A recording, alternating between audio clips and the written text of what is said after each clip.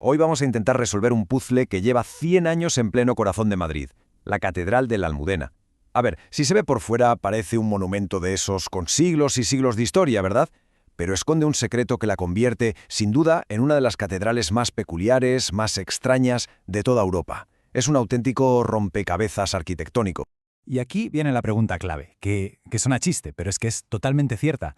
¿Cómo puede ser que la catedral principal de Madrid sea más joven que Internet? Es que es así, se consagró en 1993, muchísimo después de que se inventara la red. Pero ¿cómo es posible? O sea, hablamos de la capital de un imperio, una ciudad con una historia larguísima, y tardó tanto en tener su catedral.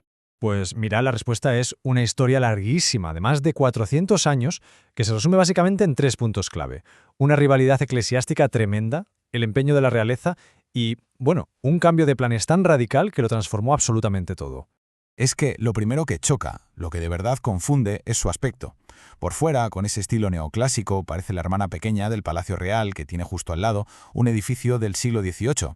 Pero ojo, en cuanto se cruzan las puertas, es como si se viajara en el tiempo. De repente se está siglos atrás, en una catedral neogótica que imita a la perfección el estilo medieval.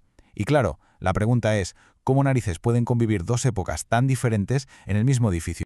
Venga, para empezar a encajar las piezas de este puzzle, tenemos que irnos muy atrás en el tiempo. Hay que entender por qué Madrid, a pesar de ser la capital, se pasó siglos y siglos sin tener su propia catedral. Y fíjate si la historia viene de lejos, que hasta el propio nombre nos da una pista. Almudena viene del árabe almudaina, que significa la ciudadela.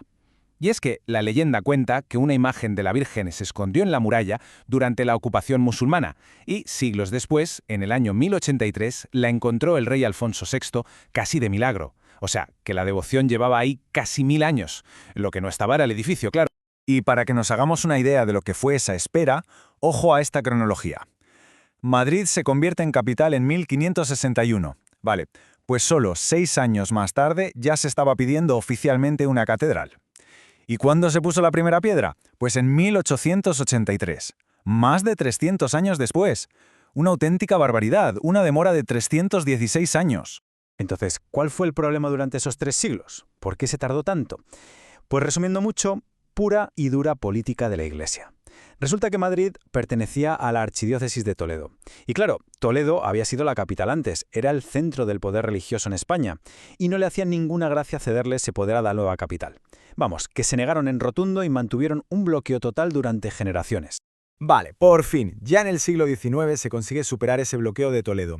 Pero ahí empieza la segunda parte de esta odisea, la construcción en sí.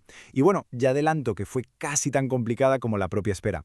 110 años. Ni más ni menos. Ese es el tiempo que tardaron en construirla, desde esa primera piedra en 1883 hasta que por fin se consagró en 1993. 110 años. Imagínate, por el medio pasaron guerras civiles, faltó dinero por todas partes, hubo debates sin fin sobre cómo tenía que ser, vamos, que se tardó una vida entera en levantar un único edificio. Y claro, con tanto tiempo el proceso fue un auténtico lío de estilos. El plan original, el primerísimo, era hacer una catedral neogótica de ensueño. Pero durante décadas lo único que se llegó a construir fue la base, la cripta, que encima la hicieron en otro estilo totalmente diferente, neorrománico. Años más tarde se decidió que el exterior sería neoclásico. Y ya por fin en los años 80 llegó el empujón final para acabarla de una vez. Es que la idea original del arquitecto, Francisco de Cubas, era algo grandioso. Quería hacer el proyecto neomedieval más importante de la España del siglo XIX. Se fijó en las grandes catedrales góticas de Europa, como la de Reims en Francia o la de León aquí en España, para que Madrid tuviera un templo que dejara a todo el mundo con la boca abierta. Un sueño que, como ya estamos viendo, no se cumplió. Al menos, no del todo. Y aquí llega el momento clave, el que lo explica casi todo. A mitad del siglo XX se tomó una decisión muy práctica. A ver, si el exterior de la catedral va a estar pegado al Palacio Real, lo lógico es que no desentone. Así que se dijo, fuera la fachada gótica, y se diseñó una neoclásica que encajara mejor. Y de ahí nació ese híbrido tan peculiar que vemos hoy. Vamos a ver ahora cómo toda esta historia tan enrevesada se puede leer literalmente en las piedras del edificio. Es como si la catedral fuera un libro abierto de historia de la arquitectura.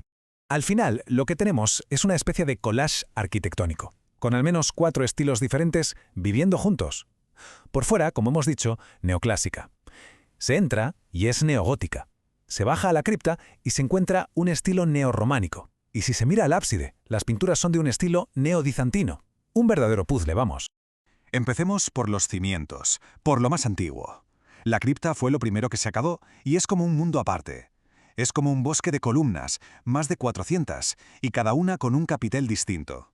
La sensación es la de estar en una iglesia medieval, mucho más antigua y sobria que todo lo que hay arriba.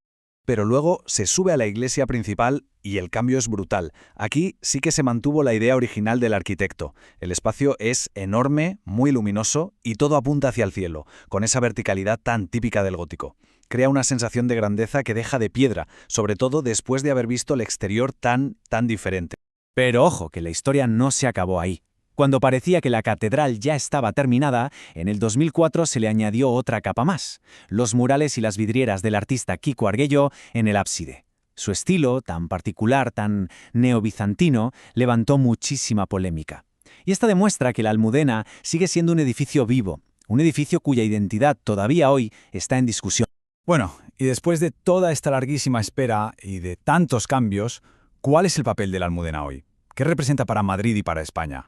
Pues la verdad es que en muy poco tiempo se ha puesto al día, ¿eh? Ha acumulado una historia ceremonial impresionante. Fue consagrada por un papa, Juan Pablo II. Ha sido escenario de una boda real, la de los actuales reyes. Ha acogido funerales de Estado, como el de Adolfo Suárez, y más visitas papales.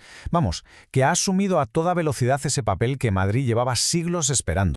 Al final, su historia es la de una ambición que tardó muchísimo en cumplirse. Después de un parto larguísimo y muy complicado, la Almudena es por fin el corazón religioso y ceremonial de la capital. Es un monumento que no representa una única época, sino que cuenta el viaje tan complejo de Madrid para llegar a ser lo que es.